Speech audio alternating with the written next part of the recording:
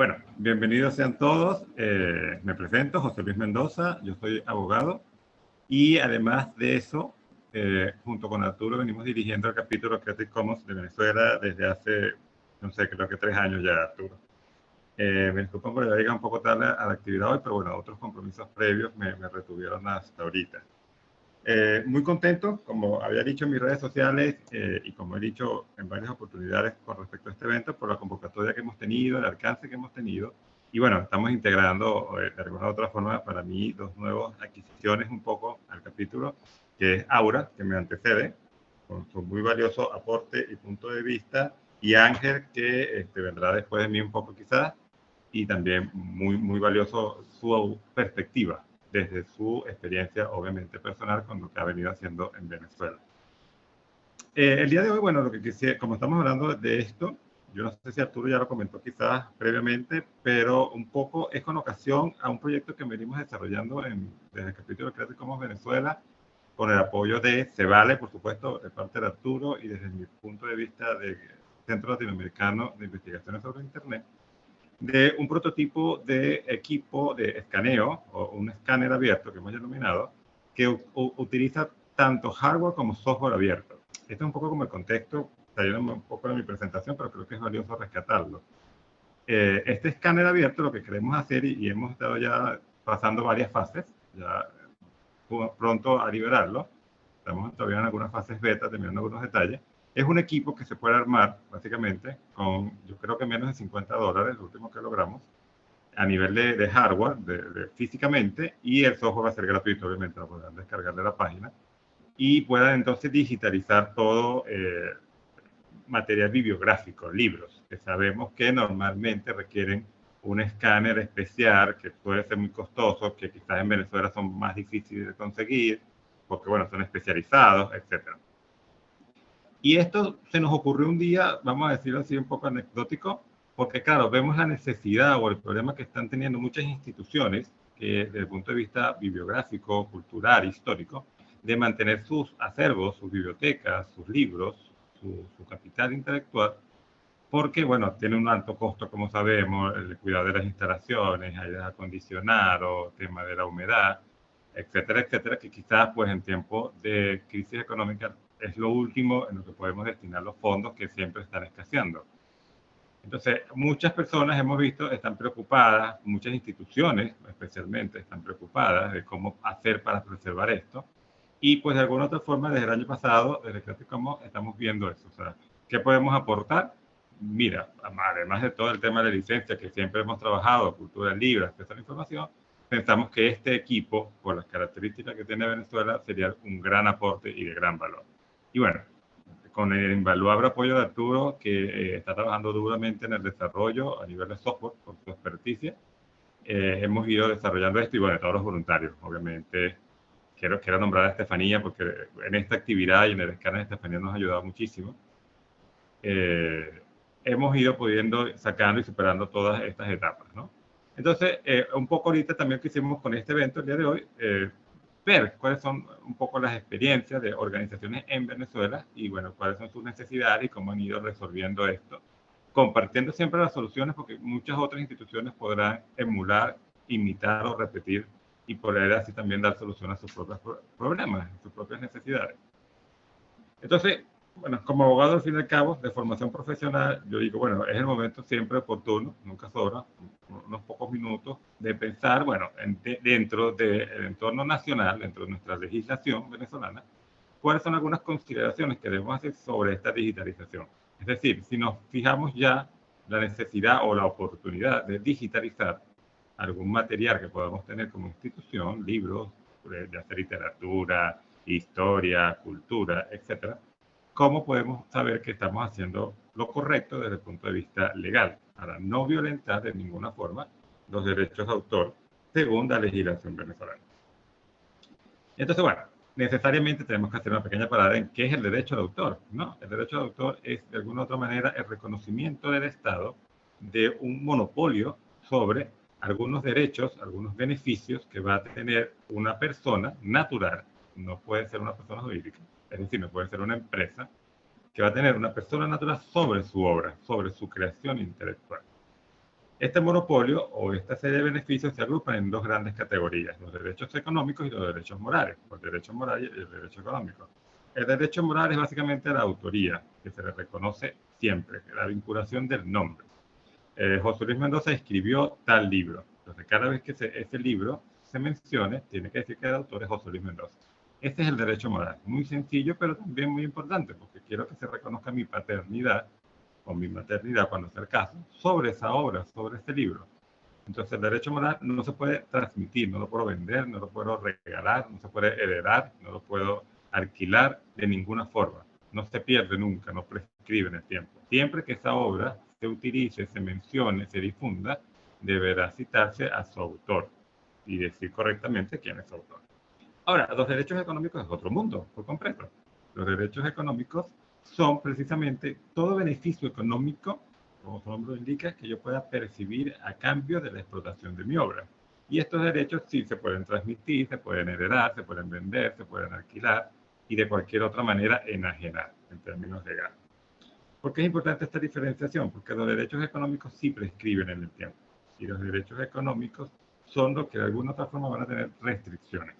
Cuando nosotros pasemos o empecemos a digitalizar las obras que tenemos dentro de nuestras instituciones, el derecho moral no es muy fácil de cumplir porque sencillamente vamos a subir un archivo, PDF, JPG, MOBI, o el que más nos acomode, y vamos a vincular que ese libro es de José Luis Mendoza. Yo ya ahí estoy cumpliendo el derecho moral.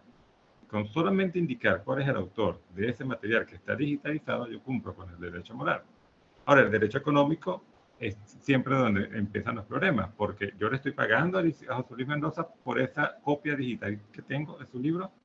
Es decir, yo muy seguramente compré el libro, porque por eso lo tengo, pero esa compra del libro me autoriza a mí a tener además una copia digital de ese libro, a proceder sin tener que pagar nada adicional a poder digitalizar o escanear ese libro. Entonces esa es la pregunta que queremos responder un poco el día de hoy. Por supuesto, entender que los derechos de autor son sobre cualquier tipo de obra intelectual. No solamente hablamos de libros, hablamos de partituras de música, hablamos de papeles de trabajo, de investigaciones, de dibujos, gráficos, ilustraciones, fotografías y, bueno, evidentemente, creaciones audiovisuales, películas, audio, etc. Pero como estamos hablando el día de hoy de digitalización, obviamente vamos a hablar de un formato físico que va a pasar a un formato digital. Y ahí, bueno, hay que hacer la primera consideración, que es el gran tema cuando hablamos de los entornos digitales. La copia física es muy fácil de entender porque yo tengo una copia que es mi libro que yo compré en una librería. Esa copia, para yo reproducirla, yo no puedo hacer otro libro, a menos que sea una imprenta y me gaste un poco de material para hacer un solo libro, idéntico al que compré. Yo lo podré emular, puedo sacar fotocopia, lo puedo escanear, lo puedo llevar a un PDF, a un JPG, pero otro libro como tal, que es el objeto físico que yo estoy comprando, no lo puedo hacer. Solamente voy a tener el libro que yo compré. Ahora, la copia digital, yo tengo un archivo PDF y yo se lo envío a Arturo por correo electrónico. Yo sigo teniendo mi archivo PDF y Arturo va a tener otro archivo PDF. Entonces, ese archivo PDF, fíjense cómo se acaba de duplicar, con sencillamente enviarlo por correo electrónico y no afecta en nada la copia original. Es decir, la copia que yo tengo del PDF, que es el libro escaneado, es idéntica en todo a la que tiene Arturo, cuando yo se lo envío por correo electrónico. Y no afecta en ninguna forma el disfrute o uso que yo haga de mi copia, la que Arturo haga con su copia. Entonces, esta es la principal diferencia entre la copia digital y la copia física. La copia física es muy fácil de controlar ese monopolio económico que va a tener el autor o lo que el autor autorice, como una editorial, unos abogados o gestores de derechos de autor, sobre las copias vendidas, porque es muy difícil que yo genere una copia del libro, que yo genere una copia idéntica del disco en acetato, del CD, cuando existían los CD, etc. Es realmente difícil, pero la copia digital no. Y ahí es donde se nos va a complicar un poco la cosa. Y bueno, es lo que estamos viendo hoy. Este monopolio económico, como todos los monopolios, tiene limitaciones, ¿verdad? La primera en Venezuela es a los 60 años, contados a partir del 1 de enero, luego de la muerte del autor, se acaban los derechos económicos. Los derechos económicos prescriben. ¿Esto por qué? Porque la ley concibe que es más que tiempo suficiente toda la vida del autor, toda la vida del autor, y 60 años después, para retribuir de alguna forma al autor por su creación.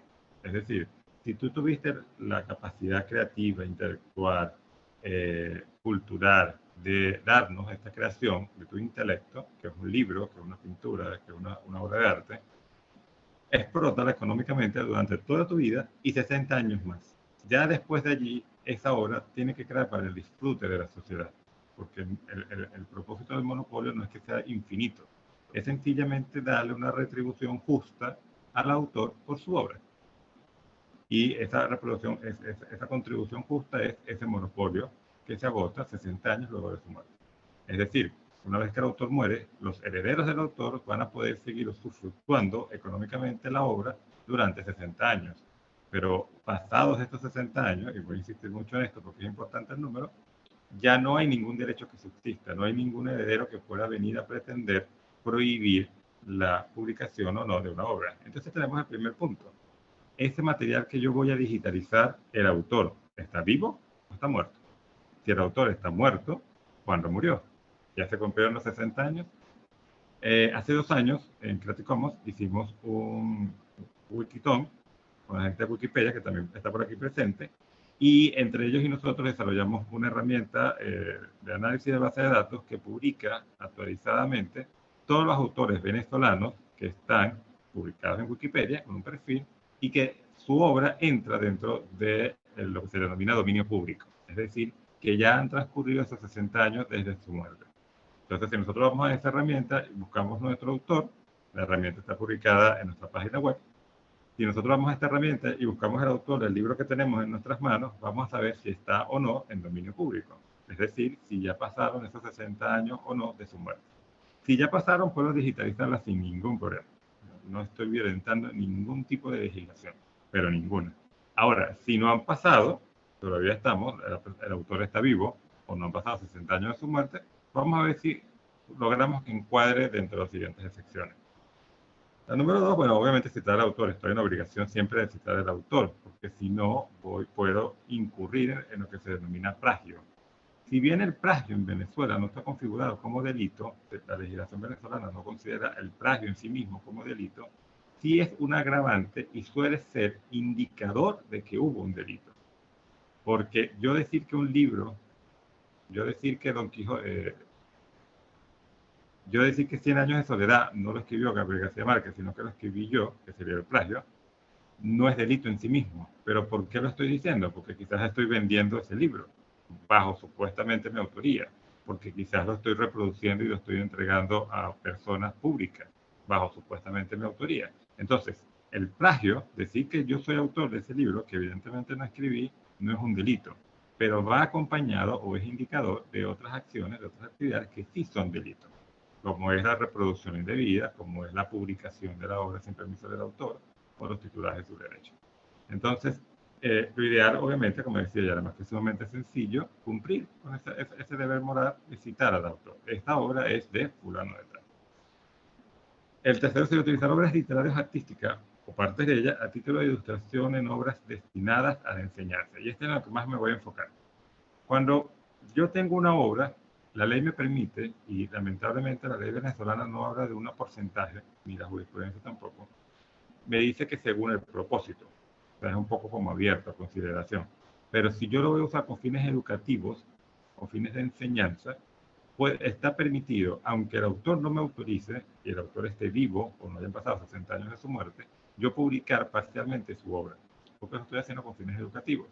Entonces, si hablamos de un libro de historia, o hablamos de documentos históricos que yo voy a publicar parcialmente, luego de digitalizados, para que las personas puedan tener acceso a ellos y hacer sus investigaciones, hacer sus trabajos de grado, sus tesis, etcétera, pues de alguna otra manera encuadra dentro de este tercer limitación o sección que estamos estudiando, siempre y cuando no sea la obra total. Entonces aquí lo que tendríamos que ver es ya, de alguna otra manera, lo que tengo que hacer, si es que quiero digitalizar y poner a disposición pública, porque también tenemos otra predeterminación. Una vez que yo digitalice esta obra, la quiero solamente para mis archivos internos como institución, o las voy a poner a disposición del público abierto. Y esa disposición del público va a ser a través de quizás una página web, o va a ser que, bueno, que el público tenga que venir a mi sede en la ciudad de Caracas y en las computadoras que tenemos en la sede en la ciudad de Caracas pueda acceder a ese material. Si fuera así, ojo, si yo voy a obligar de alguna manera que las personas vengan a mi sede en la ciudad de Caracas y entren a las oficinas y utilicen una de las computadoras para acceder al archivo, estamos hablando de uso privado. Yo no lo estoy haciendo público, a pesar de que cualquier persona pudiera ir. Pero no es público porque la copia, lo que decíamos, ese archivo PDF, el usuario no se lo está llevando. Él está viniendo como cuando yo iba antiguamente a una hemeroteca y accedía directamente a las hojas del periódico. Yo no me estoy llevando las hojas para mi casa, estoy accediendo y ahí tomaré la información, la fotocopiaré, tomaré fotos, es otro tema, pero de alguna otra manera eso sigue siendo copia privada, porque no se está haciendo pública, la gente no está accediendo a esa copia. Pero si la voy a poner a disposición web, ya sea por venta, ya sea de manera gratuita, para que otras personas puedan acceder a esos archivos digitalizados, quizás lo más conveniente, si no tengo la capacidad de sufragar o llegar a un pacto con el autor o la editorial, sea fraccionar la obra, de manera tal que aquella persona que tenga acceso a una parte de la obra no tenga acceso a toda la obra, sino solamente a la que le interesa. Tengo un libro de historia de 15 capítulos, lo escaneo y lo divido en 15. Aquella persona que esté interesada en la guerra civil venezolana solamente irá a ese capítulo y no le interesan los capítulos de la guerra de independencia o no le interesan los capítulos de la época de dictadura o la democracia. Entonces, de esa manera me encuadro dentro de este número 3, porque estoy entregando solamente una parte, no la totalidad de la obra. ¿Ya? El número 4, la prensa obviamente puede reproducir cualquier artículo, fotografía o ilustración que considere de actualidad. Cuando hay una noticia, y bueno, esto es muy puntual, pero vale la pena rescatarlo, los periodistas pueden utilizar pedazos, trozos de un libro, de una pintura, de una escultura, para ilustrar su noticia si es que es de actualidad de alguna forma. Pero no sería nuestro caso como instituciones que digitalizan. Las obras literarias o científicas de un solo ejemplar para su uso privado y sin fines de lucro siempre que se haya obtenido de forma lícita. La obtención de forma lícita solamente implica que yo compré el libro originalmente. Que bueno, todas las instituciones seguramente tienen el libro en sus poderes porque lo compraron previamente, no es que lo robaron, que sea la forma ilícita. Una vez así, si ese libro no ha vuelto a salir, la mayoría de los casos, en el caso de Venezuela, y yo quiero preservar esa obra de su destrucción, porque bueno, la humedad, lo que comentábamos anteriormente, es muy difícil mantener las condiciones climáticas perfectas para que el libro se preserve en el tiempo, pues la ley me permite a mí crear una copia de ese libro íntegra, pero como copia privada, que también nos comentábamos antes, es decir, yo no puedo poner esa copia íntegra de la obra a disposición de un servicio web, donde las personas puedan entrar desde cualquier parte del mundo, ya sea que lo paguen o no lo paguen.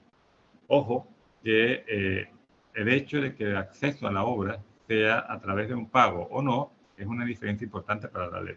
Porque cuando hablamos de fines educativos, no debería ser con fines de cobro. Es decir, si yo pongo a disposición el material, pero solo para aquellas personas que paguen la copia, habría que ver hasta qué punto puede ser educativo o no. Pero si yo lo pongo a disposición solamente para las personas sin ningún tipo de retribución económica, aunque haya un botón de donaciones, pero no pagan por tener acceso al material, pues ahí sí seguramente no habría ningún tipo de problema. A nivel artístico, cultural, las obras que están en vía pública, pues obviamente tienen esa sección, porque cualquiera puede acceder, tomarle fotos, utilizarlas en un afiche, en una franela, lo hemos visto con la Torre Eiffel, por ejemplo, que en cualquier tipo de ilustración se puede utilizar, la Estatua de la Libertad, el Cristo de Concorvado, todas estas obras que están en la vía pública, bueno, tienen unos derechos limitados porque pueden ser utilizadas sin tener autorización expresa del autor.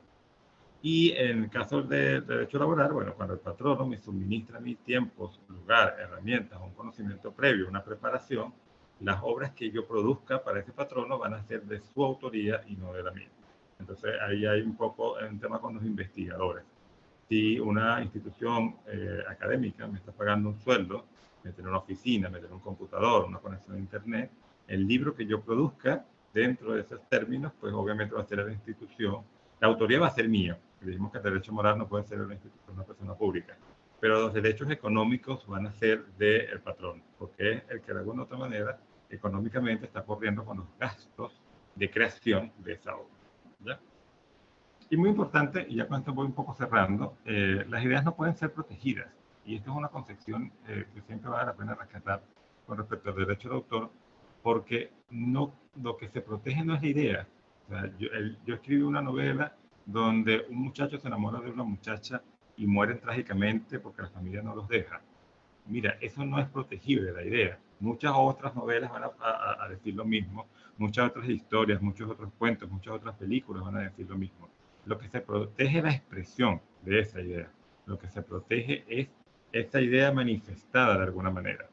Y aquí a veces es un poco difícil, pero vale la pena hacer el ejercicio con el libro, porque el libro, la novela, 100 años de soledad, no es el libro en sí, no es cuando yo, claro, si yo compro el libro como consumidor, lo que yo estoy comprando es una expresión, que es el libro impreso, 200 páginas, tamaño bolsillo, tapa blanda. Esa sería la expresión.